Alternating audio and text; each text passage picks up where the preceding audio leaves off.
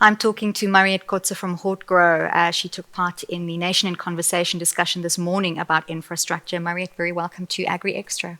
Thank you very much. It's a privilege to be back.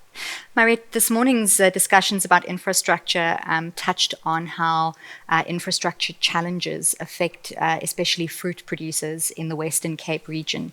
But I want to talk specifically about access to markets. And I know that there's new agreements with India that sort of open the route, and there's sort of lots of regulations in terms of in-transit cold treatment. Tell us about the developments there.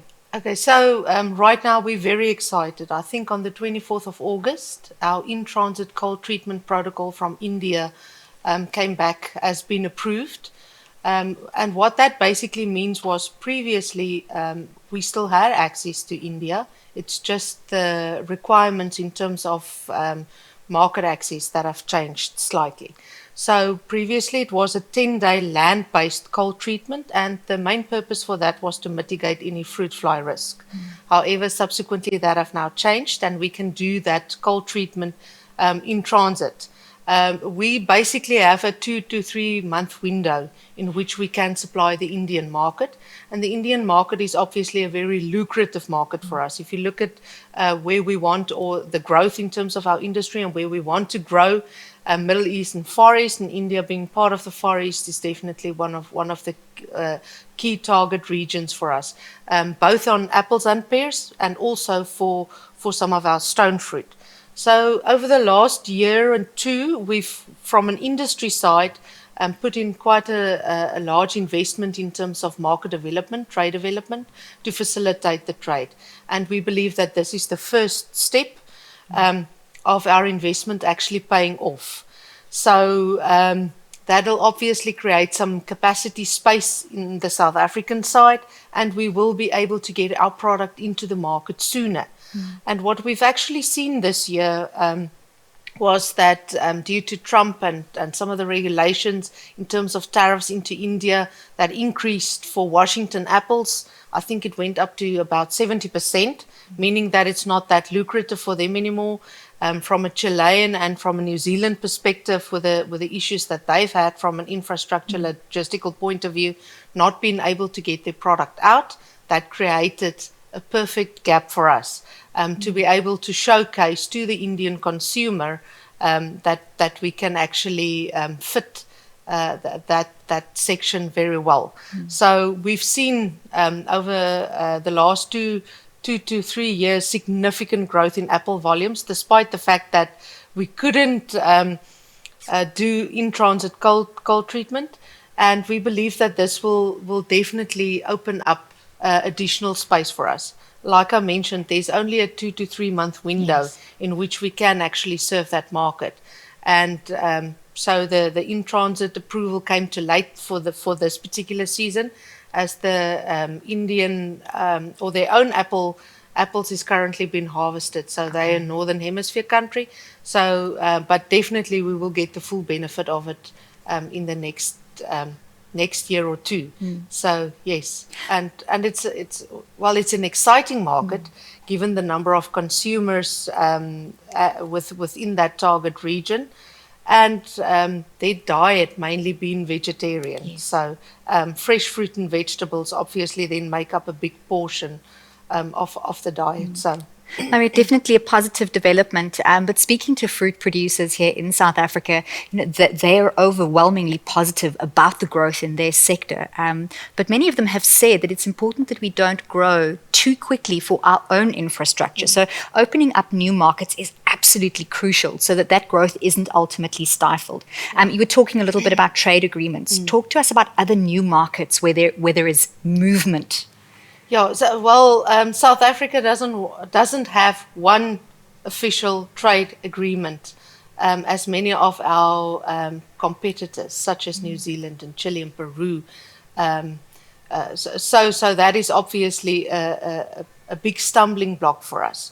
But I agree 100% with you. I mean, with the growth that's going to happen organically, we need to look at accessing new markets.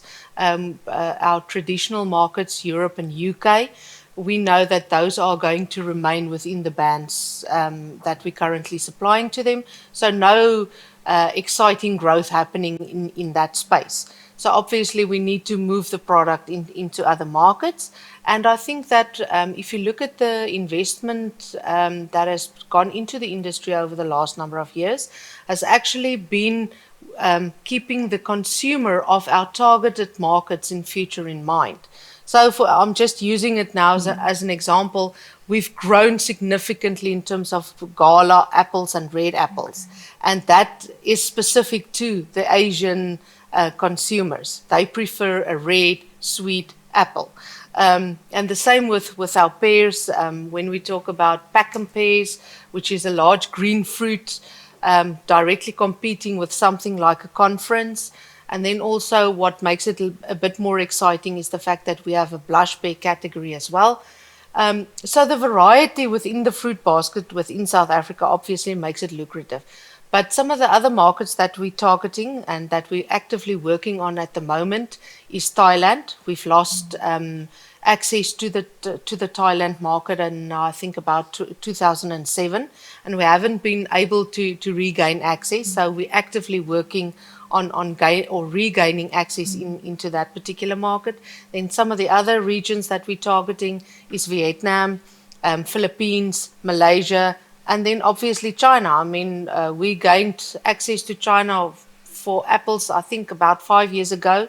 Last year, the pear protocol, or earlier this year, the pear protocol was approved. But the conditions is more stringent in terms of how or the conditions linked to market access is more stringent.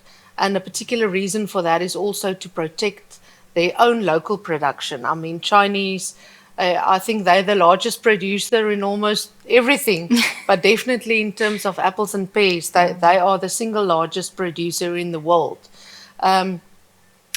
But once again, we counter-seasonal. Yes. We do have very good infrastructure, although we need to beef some of it up. And when I say good infrastructure, I refer to cold storage and things like that. So our challenge remains, how do we get the product from the pack house to the market in a good quality and still at a competitive rate?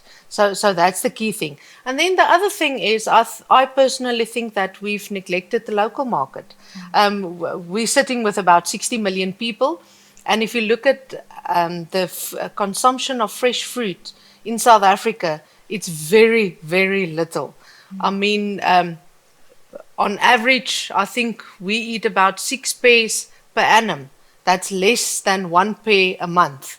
If you look at some of the other fruit categories, the consumption of that, it's very limited.